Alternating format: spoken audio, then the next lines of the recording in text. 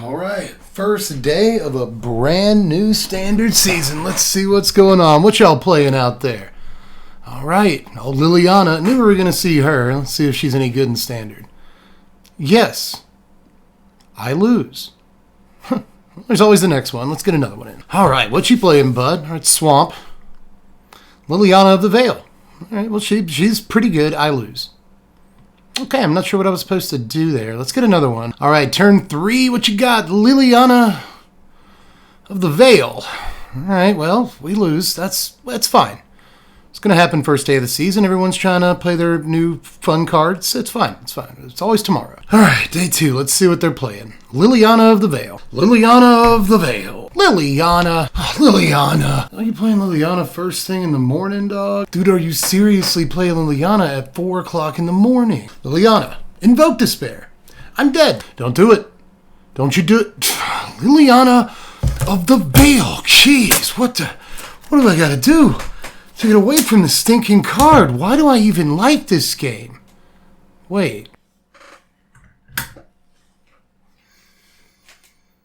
Why do I even like this game? There was a time, before so much power creep and profit motive, when I loved every new moment of Magic the Gathering.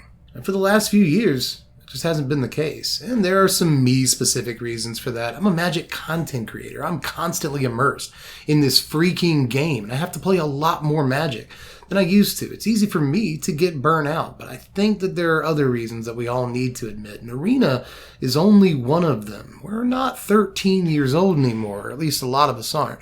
We're not riding our bikes to the store on a Saturday to go pick up a pack of Ice Age from the local game store, and we're not going to trade those cards with our friends over the week at school, and we're not going to go to our friend's house to spend the night on the weekend and try out our new decks with all of our new cards we opened and traded for and all that. That is no longer most of our experiences, and that's probably for the best. Now we're adults and we get to eat as much candy as we want and stay up as late as we like. Point is, problem remains that a lot of us love this game well into our 20s, 30s, 40s, 50s. Some of the people I know, they're 60s and 70s, but how many of us are still in love with this game? Is the magic, pun intended, gone from Magic the Gathering for you? Now, I don't know about you guys, but for me, it was fading for a while, so I took it upon myself to seek out the enjoyment that I first felt when I started playing this game to begin with, that old excitement that I had, reading over every new card that I discovered. And I think that I found the best way to remind myself, and maybe some of you, exactly why we love this game in the first place. Which brings me to today's topic. Let's talk about Cube.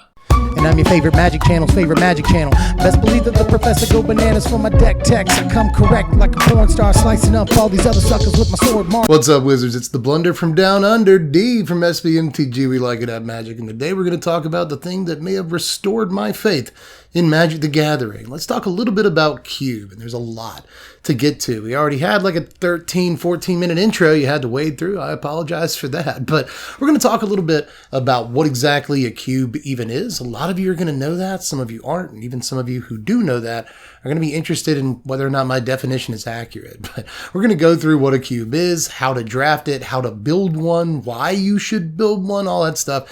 And then I guess the fun part for me, and hopefully some of you, we're going to go through my old school cube card by card. And then we're going to kind of just finish it up with some thoughts, some final thoughts. That's how you do a YouTube video. But first things first, let's slow it down, Sarah. Let's talk about what even a cube, ?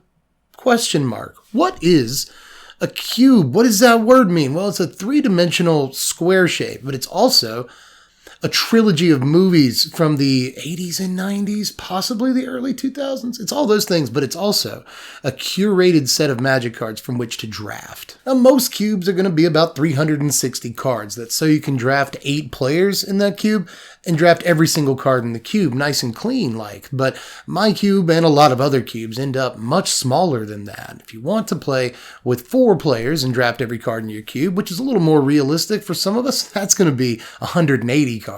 Now, there are even micro cubes that are typically for 2 people to draft, and I tend to love these. These are usually anywhere between 90 and 105 cards. But another rule you need to know so that you can immediately break it as soon as you feel like it, it's true of like all the rules, If you were to confine yourself to a strict set of rules when building a cube, it would completely defeat the purpose of cube. That's the most important rule to remember, is that rule 0 is a thing. There are really no rules to speak of, but generally, for a decent balanced cube experience, right, you want there to be generally the same number of cards in each color. For those 360 card, 8-player cubes, you usually see something like 50 cards of each color plus 50 multicolored cards, 30 artifacts, 30 non-basic lands. You should also probably remember to support an archetype here or there. If you hate aggro, or you hate control, or you hate combo, remember, it is your cube.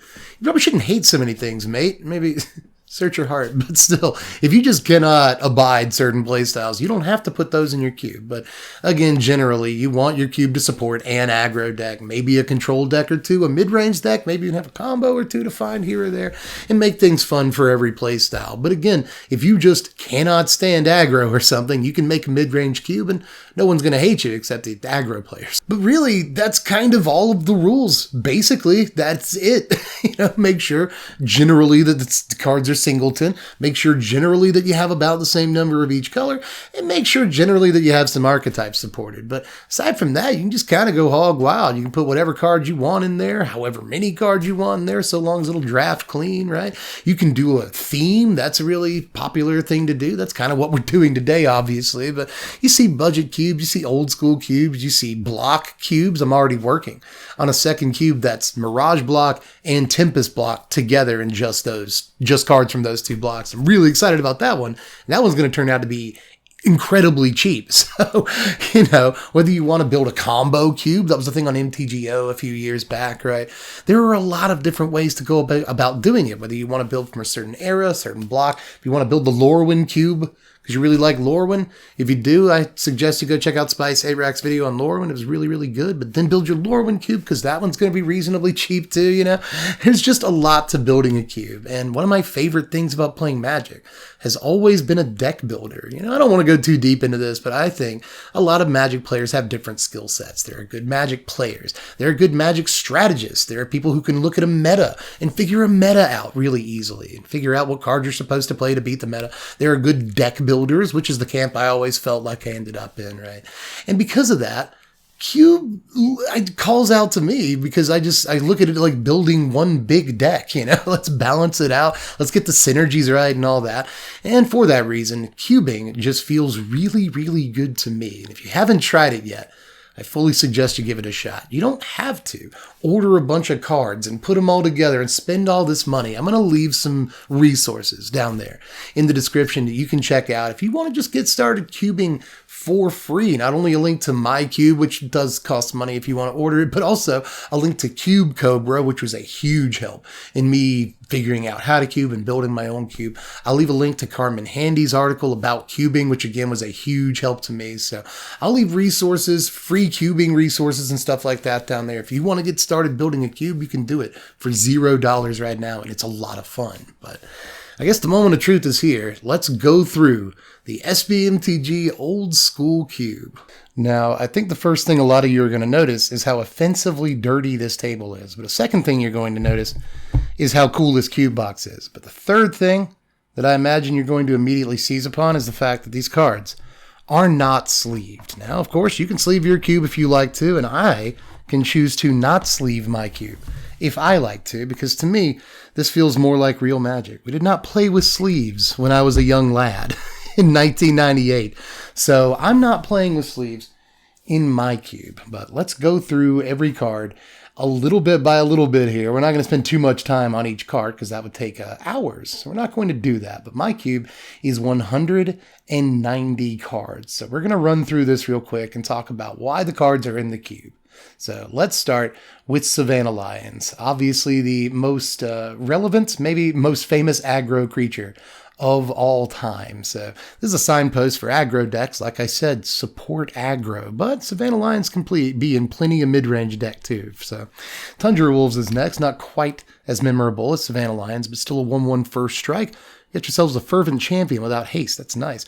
Holy Strength is in here, mostly to support some small enchantment synergies, but there aren't a whole lot of them. Mostly we just want to make our creatures bigger with Holy Strength. You ever put a Holy Strength on a Savannah Lions? Got yourselves a 3/3. It's not too bad. Spirit Link is next. This is quintessential removal from back in the day. You can also give your creatures life link with this, but a lot of times you put Spirit Link on your opponent's creatures to make sure that they don't hurt you when they hit you. There's also Swords to Plowshares. STP is on the high end in terms of power level in this cube, but there's just nothing like swords, and you can't play old school Magic without it, right? There's Order of Leetbeer, or Light Beer, as we used to call it way back in the day. And giggle to ourselves. This gives the cube some protection from black, along with White Knight. These two creatures are the only two creatures with pro-black in the cube, but that's a very important ability from a time period when black had all of the best removal. There's also Longbow Archer, a sort of forgotten card from Visions that is effectively a 2-mana 2/2 first strike reach. And that ain't half bad, especially considering a lot of the creatures in this cube are slightly lower powered. There's the original Pacifism from Mirage, obviously great removal. Reprisal from Alliances, obviously great removal. Kills a creature with power 4 or greater that can't be regenerated. Island Sanctuary, if you know the combo, you know the combo. It is in this cube, so we'll be seeing it later and I'll be explaining it then. But obviously, it's an incredibly annoying card to have to deal with, to say the least. It's also very pretty. Wall of Essence. This doesn't have lifelink, but it does gain you a life for each point of combat damage that it is dealt. An important distinction, but still really, really neat card that's very good in certain control decks in the cube. There's also Balance, speaking of on the high end in terms of power level. But I will say every time that Balance has been cast after it's been drafted out of this cube, it's just actually been kind of fine, it turns out. Balance, again, old school Magic, it should be in here, in my mind. There's also Glorious Anthem in here. This one, right here, actually is where we get the phrase Anthem effect from, so I'll take Glorious Anthem. Wild Aether, a lot of people haven't seen this, but this is a decent little flying creature that also has First Strike from Alliances that you can pump, but you can only pump it once a turn, but you do have a 3-power flyer when you're done pumping it. Exile, this is where we get the word exile from. It removes a non-white attacker from the game, and you also gain life equal to the creature's toughness, but this is one of the first removal pieces that actually removed a creature from the game, and it's very powerful here. Imperial Armor, a lot of people that played back then are going to pop for this one. I'm telling you, this is another thing that in some ways supports enchantment strategies, but this is just a good card in aggro decks in general. It's going to end up giving a lot of creatures +2/+2, +3/+3, but even in control decks, this is where this card can really shine, because you can slap it on a creature, protect that creature, and that creature's going to get like +6/+6 all game. So Imperial Armor can be a fun one. Sacred Mesa is in here because I wanted Sacred Mesa in here. I just want the draft Pegasus win to be a real thing, and I think that it can be. There's also Divine Transformation. This is just target creature gets +3/+3, but throw it on a Lana Rails, you got a 4/4. It's not bad. Witch Hunter. It's kind of a trade win rider. This can throw things back into your opponent's hand, or can just ping them every turn, which is good enough if they don't have a creature to bounce. This is actually a very annoying card. So is Blinking Spirit. This can return to our hand for no mana whenever we want to, so it basically never dies. It can be targeted, but it kind of never dies. Underrated all-star from back in the day. There's Wrath of God. Again, there's going to be some powerful cards in pretty much every color, but Wrath of God is one of the more powerful cards in the cube. Resurrection is a white zombify that costs you 2 white mana at the same mana value, but still getting a creature back from your yard is great. Armageddon. This one looks really powerful, but just like Balance, it hasn't been too big of a problem when drafting cards out of this cube and playing games, right? A lot of times if you have an Armageddon in your hand, last thing you want to do is cast it. But there is a way to draft a bunch of mana rocks or something and then still keep playing the game after you cast your Armageddon. So I think there is a draftable Armageddon deck in the cube. There's also Kismet. No stasis in this cube. That one got cut real early because it's just too annoying. And I want to relive my childhood. I don't want to relive my nightmares. So Stasis got cut, but Kismet is still in the deck. Sarah Angel, I feel like any old school cube would be totally incomplete without a 3rd or 4th edition copy of Sarah Angel in it. And this is one of the better creatures in the entire cube, believe it or not. Veteran Bodyguard, another 5-drop white creature. This one a little less known, but if you know it, you know it. Devilishly handsome and takes a bunch of damage for you and your creatures. Personal Incarnation, this takes damage and then throws it at you, but still, 6 mana, 6/6 was not something white got a lot of back in the day, or really any color for that matter. And I love this old Kev Brockschmidt art. Anytime you see Kev Brockschmidt on an old card, you pretty much guarantee I love that sort of blending of comic book and fantasy art style. So love me some Kev. That's a great card. Alabaster Dragon, 4/4 flyer. When it dies, shuffle it back into your library. It's one of the better big white creatures. And then, of course, the quintessential big white creature. Not Elder Landworm, no, it's Seraph. This basically is just a 7-mana 4/4 flyer, but if it kills a thing in combat, you get to have that thing. Pretty nice. We move into blue, and we get Unsummon. Shouldn't really have to talk too much about why Unsummon's here. It's Unsummon. There's also Flying Men. This is one of the most expensive cards in the cube. It is a common from Arabian Nights, and it cost me all of $5.50 in moderately played condition. You will note one of the reasons that the cube is not sleeved is because I really don't mind when a card looks very played. I think it actually adds to it for me a little bit. I like when a card has obviously seen a lot of play. That translates into the card has seen a lot of love. So I really don't mind ordering moderately played cards, and having done that, even heavily played cards, I probably saved a good $300 ordering this cube. So I fully suggest that you too buy heavily played, moderately played stuff whenever you can. Just keep that in mind. But blue was lacking in decent creatures, and Flying Men is not a decent creature by today's standards, but it is by this cube standards, so we'll play it. We've also got Unstable Mutation. I asked Twitter what I should do to buff up blue a little bit when I first shared the larger version of this cube. And a lot of people, 3 or 4 of you, said Unstable Mutation be a good pick. So here it is. You were all very correct. Power Sink is in here. Quintessential blue counterspell. Why not? There's also Brainstorm. If we want to draw some cards, blue's pretty good at that. At first, blue was not a great color in this cube, but as we've ordered cards, you can see blue getting stronger and stronger. There's Flood. This can tap down non-flying creatures. This is Counterspell. What does that card do? Nobody knows. There's also Boomerang from the original Legends. Very, very nice. Remember that this can boomerang lands back to the opponent's hand. It's most annoying function. There's also Icy Prison, or Blue Bliette, as we used to call it. It's kind of an oubliette that your opponent can pay to get out of. But it's still basically blue removal in the early game and mid game, and that's great.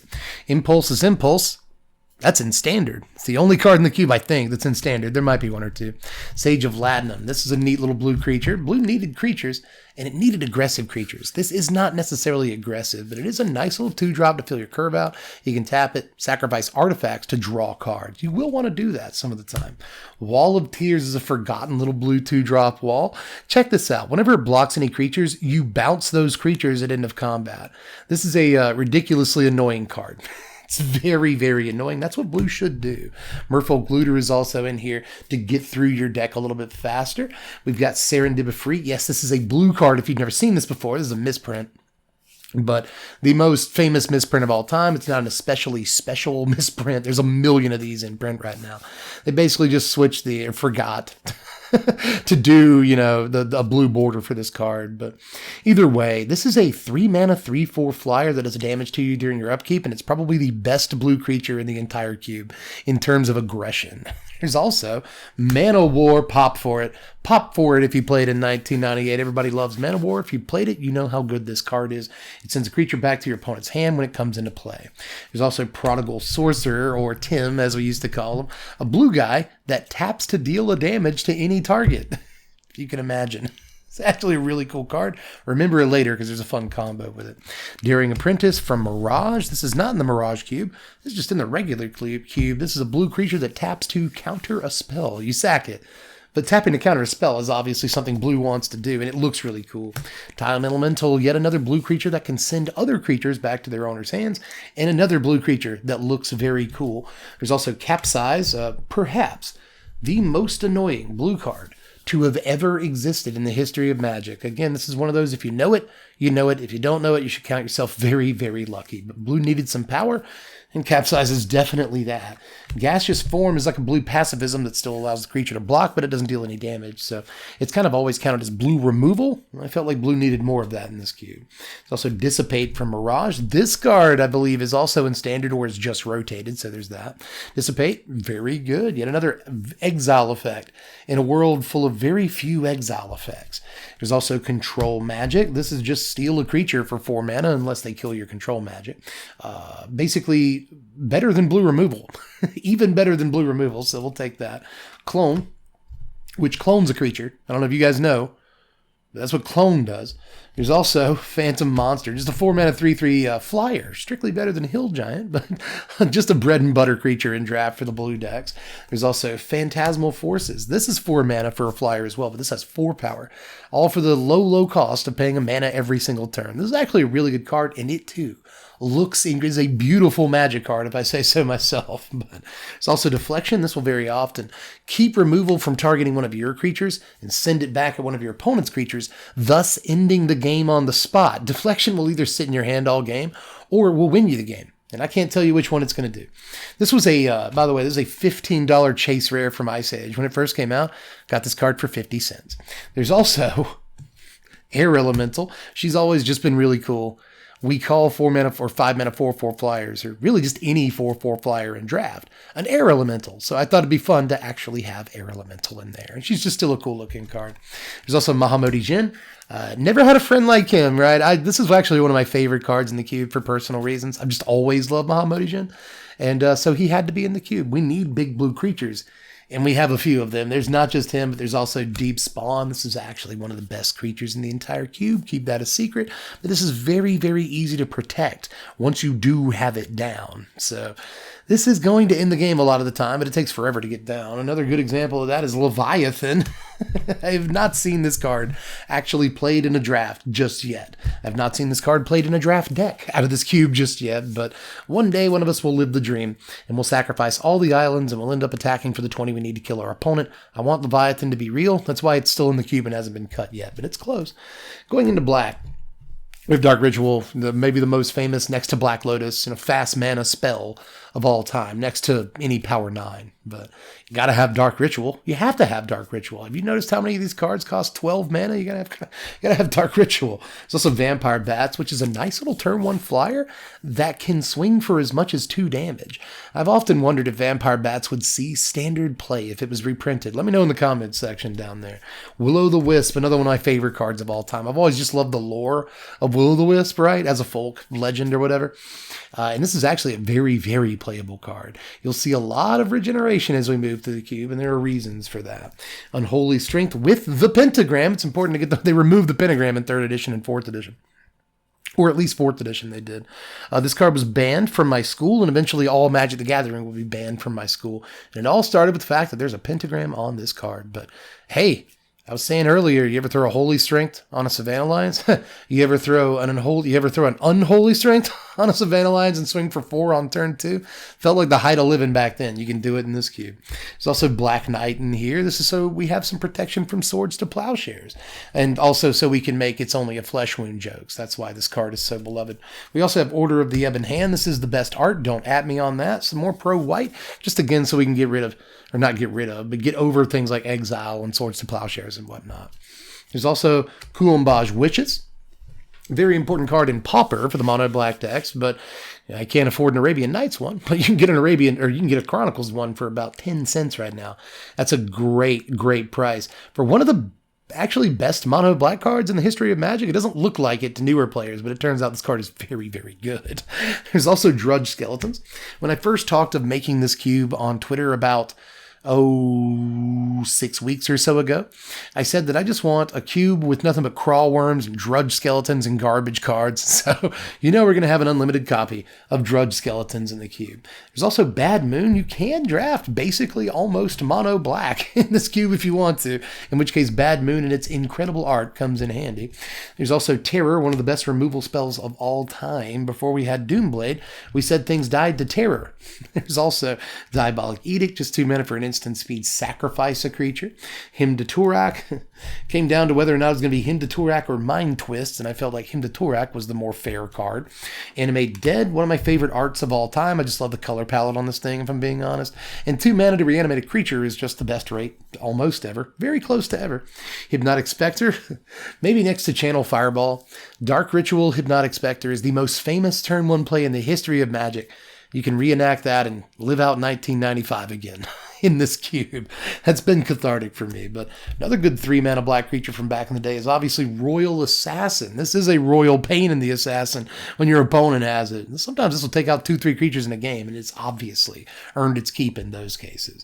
There's Junoon Ifrit. This card I could not, for some reason, put into Cube Cobra, probably because it has a little blooty bloot over the U, over the second U, and I can't make my keyboard do that. So when you see my cube on Cube Cobra, that link, it's going to be 189 cards because I just couldn't find a way to put Januna Freedom there. But a 3-mana 3/3 flyer was ridiculous back in the day, and it's still actually not the worst thing in the world.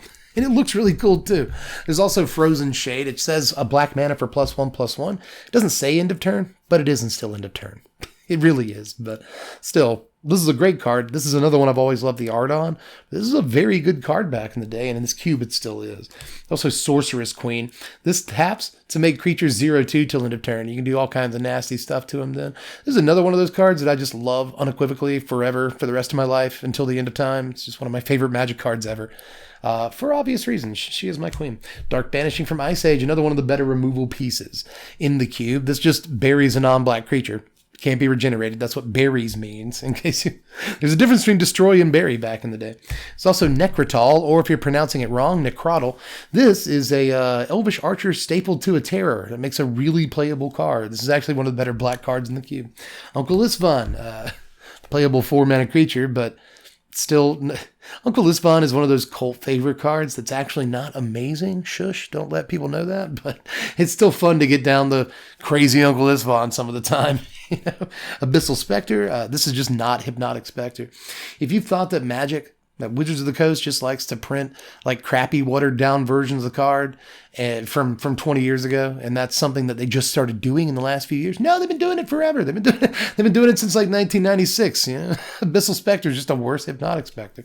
Carrion Ants used to be a ridiculously good Magic card. It's just a Frozen Shade that you can pump with any mana rather than having to have black, and that turns out to be better than it looks. If you have no other way of using your mana, there's a lot of mana sinks in old school Magic, and Carrion Ants is kind of actually one of the better ones. Pestilence, the first Meat Hook Massacre. Don't take some mental gymnastics to figure out how those two cards are similar, but I promise it works. Pestilence is actually one of the better cards in the entire cube too, in terms of finishing games and being a wrath effect. It's effectively a wrath effect. And of course, if you want to be a real stinker, you can always draft the Pestilence plus protection from black deck if you happen to get both protection from black creatures. There's also Sinjur Vampire, most borderline inappropriate art in the cube, but what would an old school cube be without Sinjur Vampire? That's true of a lot of black cards. I've noticed how many iconic old school black cards there are. That's because they're really cool, like Fallen Angel. This is probably going to give a lot of people flashbacks too. One of the first Nantuko Husk, you know, discard, sacrifice creatures to me and I get bigger creatures. But this thing flies. So you can sacrifice 2 things to it and hit for 7. It usually ends the game. This is still a decent card. Nightmare. If we're doing a list of the coolest Magic cards of all time, I think Nightmare is in the top 3 somewhere, and this is still a pretty good card. If you do draft that mono black deck, you can swing in for 6 or 7 with a Nightmare pretty easily, right? There's also Demonic Hordes. This taps to destroy a land. Doesn't that seem like a decent card? Yes, you can build land destruction in this cube, by the way. There's also Lord of the Pit, the coolest black creature ever printed in the history of time, except for maybe, and I mean maybe, Baron Sinjur. That's right, you can play Sinjur Vampire and Baron Sinjur in this deck if you really want the true experience, ladies and gentlemen. But we do have to move to red eventually. We have Orcish Lumberjack. This guy sacrificed forests to make 3 mana. It doesn't seem great at first, then you realize you can have 5 mana on turn 2 with an Orcish Lumberjack. This is an extremely powerful Magic card, kind of a red answer to Dark Ritual before we had cards like Seething Song and stuff. There's also Curd Ape, beloved card. If you have forests, he's a big boy. He's a 2/3 if you got forests. And that was 1 mana 2/3 is still kind of unheard of nowadays. There's also Lightning Bolt. No one knows what that card does. I'm just going to skip right past it. There's also Fireball. I needed to have a big red X spell in this cube. I think we all knew that. Ironclaw Orcs, kind of a meme. It's still, if it's an old school cube, Ironclaw Orcs is a good card because it was a good card back then for red aggressive decks. And I wanted there to be a chance at drafting a sort of red aggressive deck. So Ironclaw Orcs is in here. There's also Atog, which eats artifacts to get bigger. This is another one of the bigger memes in Magic history. But there's also Rock Hydra, the first Hydra in Magic history. Actually red. And this one's cool too because during your upkeep, he can grow heads. If you want to put mana into him, you can make him bigger during your upkeep. And a lot of Hydras don't have that ability now either. There's also Incinerate. Costs twice as much as a Bolt, but Your opponent's creatures can't regenerate if you hit them with an Incinerate, so there's that. It actually matters in this cube. Pyroclasm is a mini Wrath. It does 2 damage to everything. Ball Lightning, baby. This is 3 mana for 6 power, haste, trample, and then you bury it end of turn. But still, this is usually just 3 mana for 6 damage to the face. Most often. There's also Sedge Troll. I love this guy so much. This is basically a Rakdos card, like the first Rakdos card. It's kind of like Sedge Troll, right? Not Sedge Troll, but Kurde was the first Gruul card. This is the first Rakdos card. If you have Swamps, it's a 3 mana 3/3, which is an unheard of rate back then, and it too regenerates. There's also Granite Gargoyle. I've always loved this art, and this pumps reverse fire breathing, right? You pump a red mana into it, it pumps toughness. So if you have a bunch of open mana and your opponent goes to Swords to Plowshares it, you're gaining all the life in the world, baby. There's also Uthden Troll, yet another regenerate creature. There's only a couple of more of these in the whole cube, but there's a reason for that. A 3 mana 2/2 regenerate was actually hella played back in the day, and it still sees play in this cube too. Sukata Lancer, this is another one that made it from the Mirage cube. This will also be in the Mirage cube, but it's just playable. It's a 3 mana 2/2 flanking that also has haste, which by today's standards would almost be playable given the flanking and all that, but by back then standards was incredible. Orcish Artillery looks terrible. This taps and does 3 damage to you, but it also does 3 damage to any target. So if this takes out 2 creatures in a game, it's usually worth dealing 6 to you. It can also just deal the last 2 points of damage to your opponent. You don't care if it does 3 to you in those cases. There's also Hurloon Minotaur, the earliest, perhaps, meme in Magic the Gathering. This was featured in print ads. It was featured in commercials, like actual TV commercials for Magic the Gathering, and it's just a 3 mana 2/3. But any exploration of the early history of Magic the Gathering would be incomplete without Hurloon Minotaur, so he's here. There's also Mana Flare.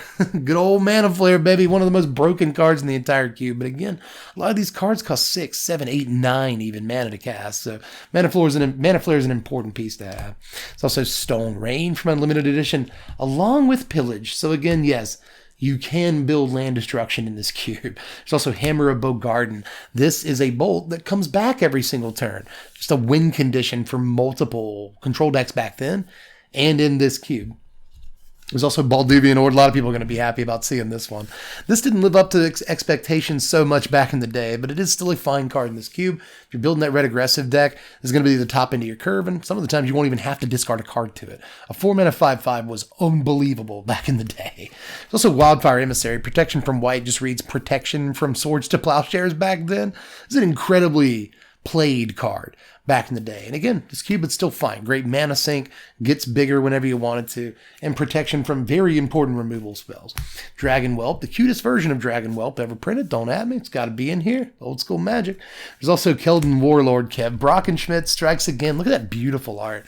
Look at how good this looks from Unlimited Edition, by the way. This was only like $4. It was worth every single penny, even though it was kind of one of the more expensive cards I ordered. Warlord is just a really cool card. This is one of the cards I cherished the most when I was a child because, you know, big comic book muscle man, but he does look undeniably cool. There's also Stone Giant. This can make creatures fly at the cost of them dying, EOT, but sometimes you just win the game off of a giant. There's also Mana Barbs, one of the more annoying cards that actually made the cut in this cube. But again, just like the Armageddon deck, you build a bunch of mana rocks or you have a bunch of mana creatures, Mana Barbs won't hurt you as much as it'll hurt your opponent, so there is a Mana Barbs deck in this cube. There's also Shivan Dragon, baby, the all-time, dude. You have no idea how happy 11-year-old Dev would be to have all of these cards in this cube, but especially a Shivan Dragon. It's just, again, it might be a meme to some people, but Shivan is maybe even more so in some circles than a Black Lotus. One of, if not the most iconic Magic card of all time, and it's already won games in this cube. So, and that felt good, by the way. Flying over for the win with a Shivan Dragon feels just as good in 2022 as it did in 1995. So, Volcanic Dragon, this also made the cut and still in, not just in the Mirage cube. This is a 6 mana 4/4 flying haste, which is great in this cube. Miraxis of Keld, speaking of big old muscle men, right? This is basically a Keldon Warlord, literally on steroids. Do you see him? He's on steroids. We should probably get him tested, but this is going to end up, especially when you first untap and you go straight into your attack step, this is going to end up being huge because it also counts all your untapped lands, which is just stupid. It's a silly card. Also, Pyrokinesis, the last red card. This can be cast for free and deals 4 damage however you want. Just divide it as you choose. Into green, as we round the corner on the cube here, we got Llanowar Elves, and we've got Fenhorn Elves, which is exactly the same thing as Llanowar Elves, effectively. There's no Birds of Paradise in this cube. You want a ramp in green, you're making green. There's also Pouncing Jaguar, 1 mana 2/2, but it does echo. That means you have to pay the 1 mana again the next turn. There's also Rogue Elephant. This is a 1 mana 3/3, but rather than having to pay its cost again, you just have to sacrifice a forest, which is a really steep cost, but still, aggressive green decks are definitely a thing in this cube with cards like this, obviously. There's also Script Sprites. Not as impressive in terms of power and toughness, but hey, this one drop flies. And no, again, I wouldn't feel right if Script Sprites wasn't in this cube. Also, Giant Growth. Wouldn't feel right if this wasn't in there. Maybe the most famous combat trick in the history of Magic, and it's still the best counter spell to a Lightning Bolt of all time, by the way. There's also Wall of Roots, 2 mana for ramp. That also blocks well. River Boa. Do you remember River Boa? I bet you do. Hey, control mages that played around then. Do you still have nightmares about River Boa wrapping itself around your neck? You said you slowly die. Either way, that was a little graphic. River Boa is a very good card. This is one of the last regenerators in the cube before we get to the gold cards. There's also Elvish Archers. Just, she looks so cool, dude. He looks amazing. And a 2 mana 2/1 First Strike was great back then, and it's still not the worst thing in the world nowadays. Wailuli Wolf. This is, by the way, the name here is an anagram, fun fact, that means Lily Woo, because Richard Garfield, creator of Magic the Gathering, his wife's name is Lily Woo. Wailuli is an anagram of that. You learn something every day. This is the most expensive card in the entire cube, but I already owned it.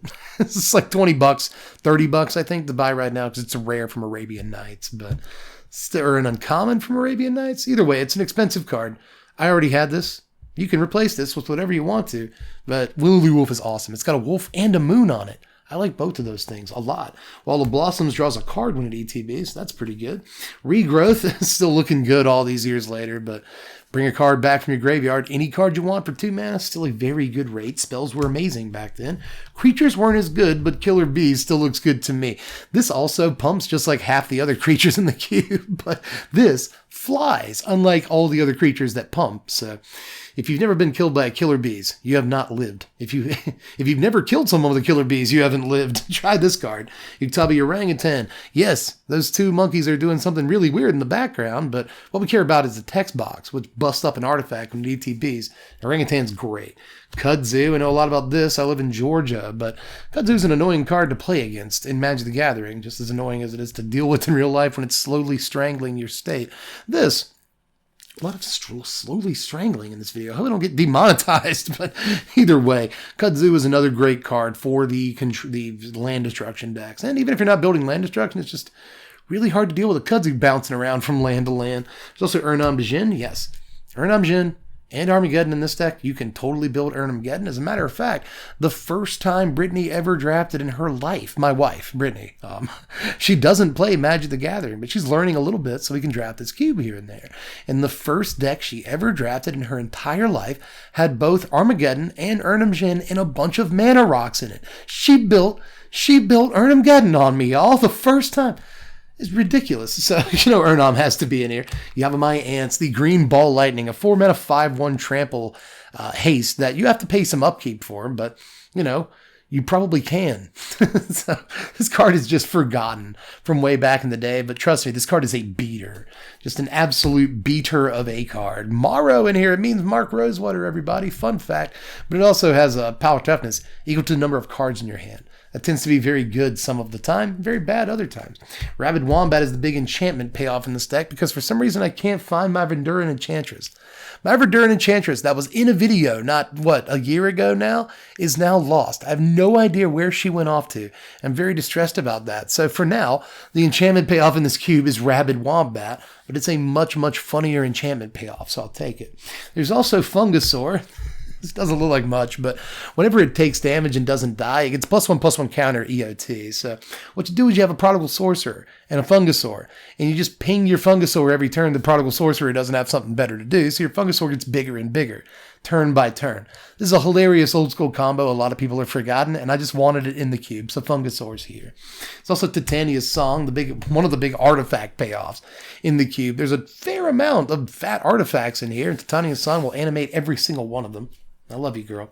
Kesa, maybe the most beat up card in the entire cube in terms of at least the border of it. But love Kesa, right? All green creatures you control get +1/+1.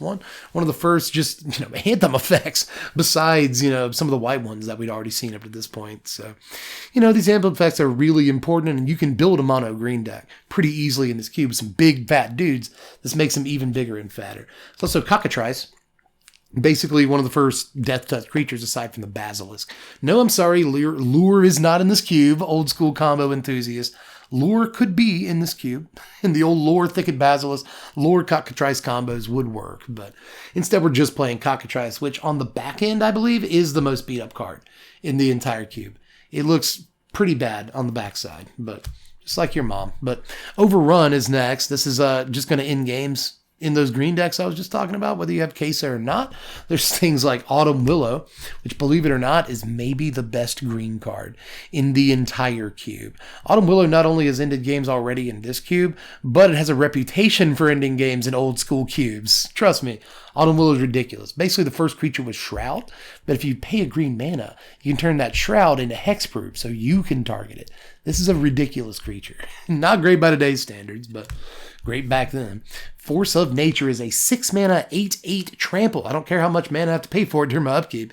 It's an 8/8 trample, and it looks awesome too. Desert Twister is green removal that blows up anything, including lands, by the way. So it's got to be in here. I wish they would reprint Desert Twister. I really do. Like into standard. Wittigo is a creature that either gets bigger or smaller every turn. It gets smaller if your opponent's taking damage to it. But if your opponent's blocking it, it gets bigger and bigger. And trust me, that's a stressful situation for a lot of opponents. It's also awesome. Just point that out. There's also Crawl Worm in here. Like I said, Drudge Worms and Crawl Skeletons. No, Drudge Skeletons and Crawl Worms. So we got ourselves an unlimited Crawl Worm right here. It's also Scaled Worm, another one of the cards that made me want to build this cube. Thanks for talking to me on stream about this card not long ago. Everyone that was there. This is another reason I built this cube, was the fact that I love Scaled Worm so much. Into the artifacts, there's not as many of them. We have Soul Ring, obviously. We have Soul Ring. A lot of people think this card is expensive from Revised Edition, but I will say I ordered this card before I started building this cube last year sometime. Or no, it wasn't last year. It was this year. It was after I got out of the hospital. So it was this year that I ordered this Soul Ring. But this Revised Edition Soul Ring in moderately played condition cost me $6. Is not that expensive when you really think about it. There's also Black Vice, maybe the actual most powerful card in this cube, if you don't count the Rack. Yeah, both of these are here. So if you want to build the discard deck, you can, or if you just want to wait for your opponent to not have any cards in their hand, that's fine too. Or if you want to build the aggro deck that includes the Vice, or the black, the mid-range deck that includes Black Vice, or the control deck that includes Black Vice, you can do that here. But if a control player ends up getting Black Vice and the Rack, they're going to do a lot of damage. A good counter to that would be Ivory Tower. Yes, an Antiquities Rack out of a sleeve, followed closely by an Ivory Tower out of a sleeve from Antiquities. Yes, you can call me whatever you want to. I own these cards. I can do whatever I want. If you had them, you'd sleeve them. It's totally fine. I'll be as irresponsible as I want. I think a lot of people have clicked away just because they can't take the stress of seeing all these cards out of sleeves.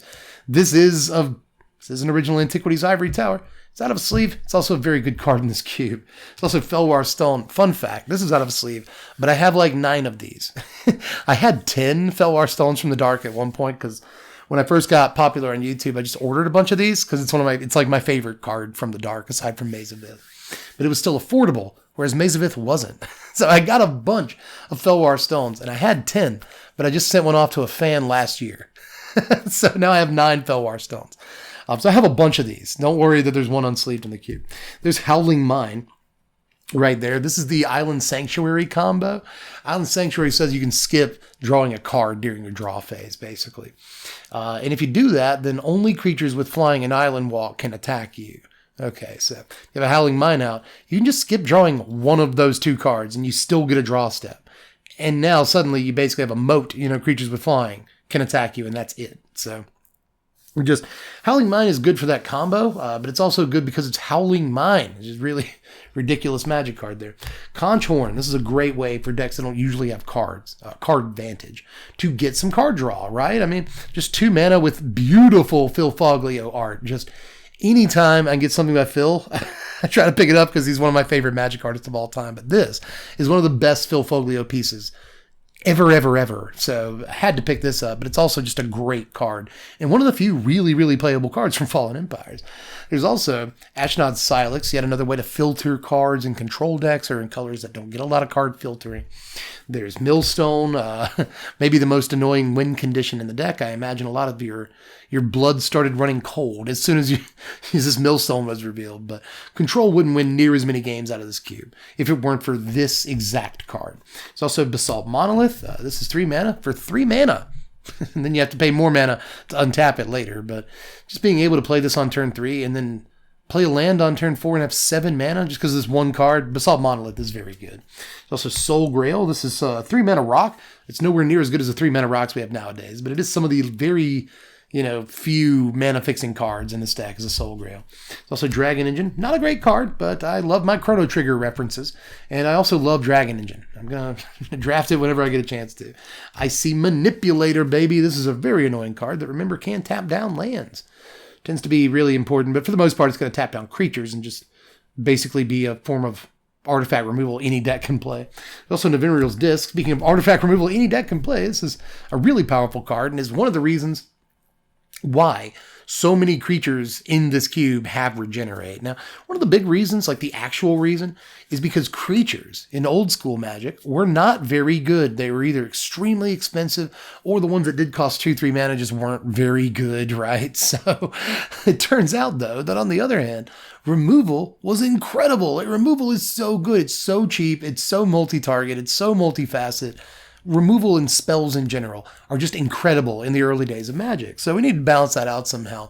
And one of the ways to do that was to make a lot of our creatures have regenerate, so they're not so vulnerable to all the really good, cheap, instant speed removal in the cube. And Navimriel's Disc was another reason why I wanted to have a lot of regenerate creatures. Back in the day, there was a red-black deck that I think it was actually Jund, what we would call Jund nowadays, but it included Navimriel's Disc and a bunch of, Uthden Trolls, Sedge Trolls, and regenerate creatures. So it could pop its disc and have a bunch of creatures left. So now you have the ability to not only make that deck in cube, but you can also protect against Navimriel's Disc by having some regenerate creatures. So I thought those were important lines, but Navimriel's Disc is obviously one of the most important, powerful cards in the cube, regardless of what the meta is. Snake Basket. A lot of people don't know about this card, but you can just pop it for all the snakes you have to pump mana into it. You get 1 mana or 1 snake for each mana that you pump into it when you do pop it, and that tends to be really good, it turns out, even by today's standards. Jester's Cap is in here because I wouldn't forgive myself if Jester's Cap wasn't in here.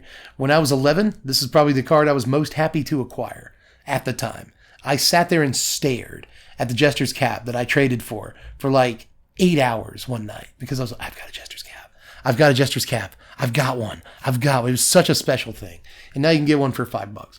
Juggernaut. I'm the Juggernaut, B, as an old YouTube video would say that I imagine a lot of you have completely forgotten about or never seen. But Juggernaut is an obviously good card from back in the day. 4 mana for 5 power was very good, whether it was on Juzam Djinn, Urnam Djinn, whatever, Djinn. I keep saying Djinn, it's Djinn. Like it's mustard. Djinn mustard. But anytime you can get 4 mana for 5 power, it was good back then, and Juggernaut's no exception. GM Day Tome, this draws a card for 4 mana, which seems like an awful lot, but the control decks will take it. It's also a very cool looking card. The Hive. This is 5 mana, and then you have to pay 5 mana to make a 1/1 flyer, but this won a bunch of games back in the day, and it's already won a game out of this cube. The Hive is a very annoying card when you have to actually sit across the table from it. Same thing with Triskelion. Yet more artifact removal any single deck can play, and this can actually take out more than one creature pretty easily in old school Magic. Into the gold cards, here's a regenerator. It's Jungle Troll. This is 3 mana for 2/1 that can regenerate 2 ways, and you need that some of the time. Sky Spirit is in here, just a solid little 3 mana 2/2 flying first strike, along with Tempest Drake, which is a 3 mana 2/2 flying vigilance. I just wanted a little bit more support creature-wise for the blue-white color combination. If you do want to go Naya, you get Fiery Justice, which can split 5 damage any way that you want to. This is actually a really good card.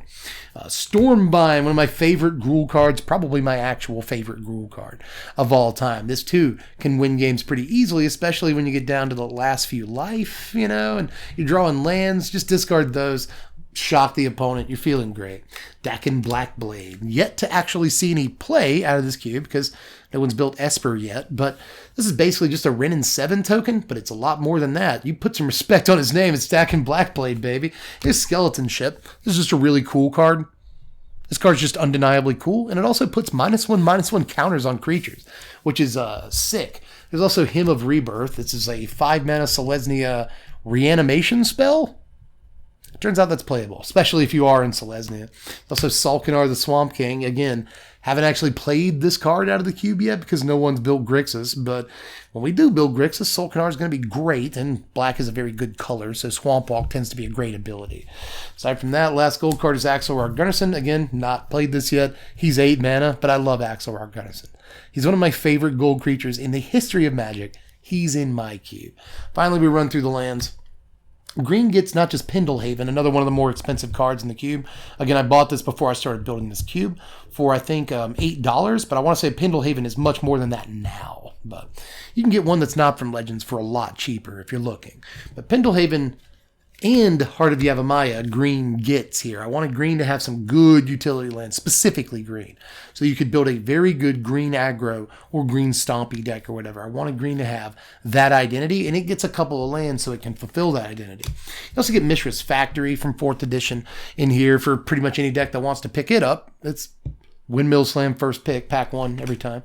There's also Maze of Ith, not in a sleeve. I feel kind of bad about that one. Like I said, this is my favorite card from the dark. It's relatively expensive nowadays at about $15 to $20 a pop, but you can probably get a moderately played one for about 10 or $11. So not the most expensive card in the world, but still somewhat expensive. I apologize for that, but this is easily one of my favorite Magic cards of all time. Like, it's in the top 5, so I'm playing Maze of Ith.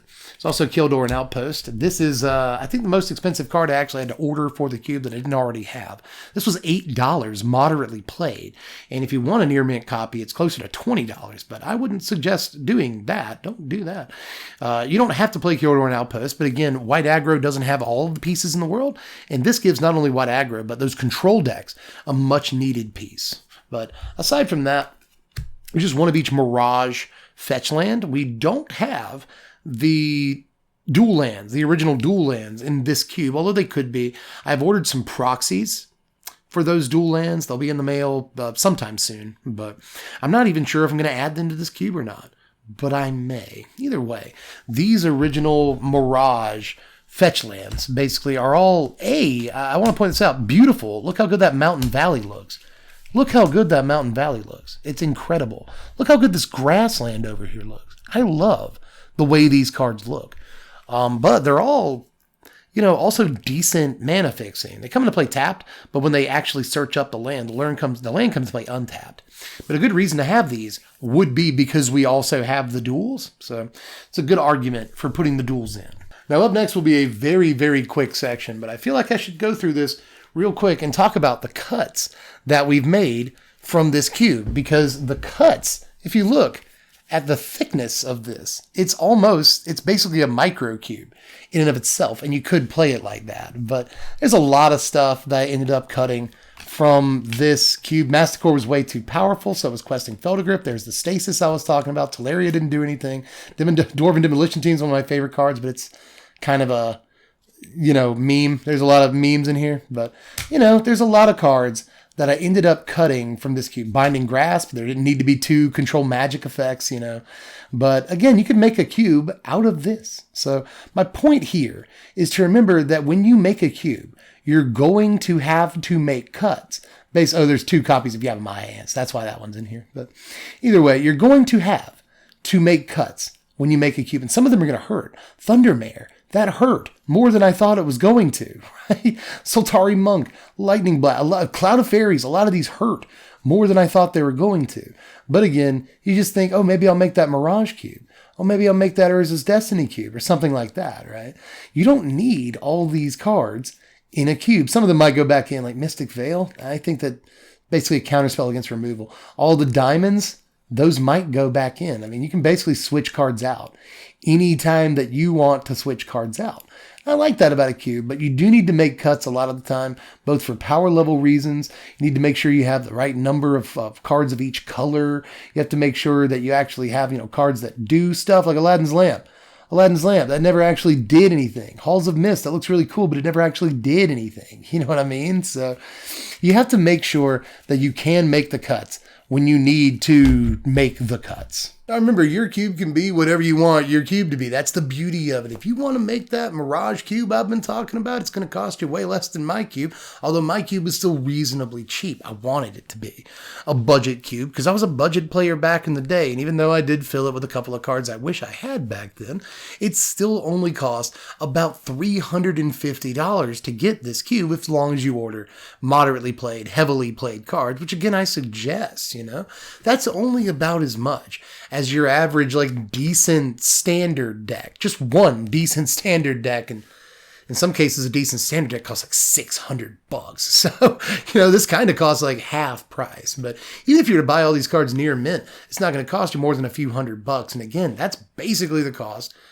of a standard deck. But if you're going to build the Pauper Cube, or you want to build, again, that Mirage Cube, or just whatever set you like the most, that's super cheap and it's a great experience. Just the fun that I had just now going through every card in my cube, thumbing through them, unsleeved like a true Magic player from back in the day. Just that was a lot of fun for me. It restores my soul. It makes my heart feel better. And remember why I'm a Magic player in the first place. When I go through these cards, when I draft them, when I get to play with them. Again, really restores my faith in why I'm a Magic player to begin with. So if you've never tried to cube, if it's something you've heard of and you've never really gone into before or whatever, give it a shot because it really rejuvenated me, which is something I needed after a few years of standard Magic content creation. Give it a shot if you can. I'll leave links again to a bunch of stuff down there. Links to Cube Cobra, links to my cube on Cube Cobra. I'll also have a link down there to TCG Players so you can purchase the cube if you want to do that. Again, I'm an affiliate with them, so I do get some change in my pocket if you do that. It would be a good way to support the channel if you want to. Aside from that, I'll also leave a link down there to Carmen Handy's article about cubing on the Wizards of the Coast website. That's a very important article to read just to get the basics down and stuff. So again, lots of resources in the description. Make sure you check that out. And look, guys, I got to admit to you, I was really, really nervous about this one. I only get one chance. Mom's spaghetti, you know what I mean? You only get one shot at a video like this. Although I guess I could break my own rules and just do as many cube videos as I want, but I don't think you guys would like this channel as much if I was strictly a cube channel. I basically get to make this video precisely once, and I'm super nervous that I'm not going to do it the way I want to do it. I'm not going to get all the information out there. It's not going to be entertaining or whatever. I'm honestly very nervous and worried about how this video is going to come out and if I'm going to say everything I want, mean, and need to say in this video to get across to you just exactly how much cubing has helped me in terms of it's literally my mental health as not only a Magic player, but a human being. So if you've been feeling down lately, if you've been asking yourself the same question from the beginning of this video, why do I even like this game? Trust me, there are reasons. And honestly, playing this cube again has made me want to get back in there and play with the new cards again. Just remembering why I'm a Magic player in the first place has made me kind of okay again with all the stuff that I was burnt out on in the first place. I know people are still playing Liliana the Veil all the time, but I can be a little bit more excited about building decks in this format because of, I don't know, my experiences with this stupid little cube. I know it sounds ridiculous. I know the video is running long at this point, but I really need to hammer this home that it's helped me a lot as a Magic player get back to my roots as cliche as it sounds. It turned out to be really important. I worked very hard on this one. So if you want to help me out over there, just throw $1 a month my way on Patreon. Link in the description. Of course, you can watch me play Magic on twitch.tv. We're going to be playing there tomorrow night, which if you're watching this video next week won't mean anything to you, but we will be playing some Magic on Sunday night. on twitch.tv/SBMTGDev. So go over there and check it out if you want to. Aside from that, I really, truly, genuinely hope that you enjoyed this cube video. And if nothing else, even if you're not going to build your own cube, I just kind of hope that you enjoyed like checking out all the old nostalgic cards as they whizzed by. Or if you didn't play back then, at least like getting some history on Magic the Gathering. If you're a newer player and you've never played with these cards before, try out a couple of sample hands on Cube Cobra. See how you feel, just to get that feel for old school Friday night kitchen table best friend house magic. You know, it's an era that's gone by for a lot of us, but it's a very important era that now, because of this cube, I kind of get to relive, and I can't tell you how much it means to me. But that's all I've got for this one. Hope you enjoyed it. I love you all. I'm Dev from the place, and I'll catch you cats later. Thanks for watching, Wizards. Spread love and be kind.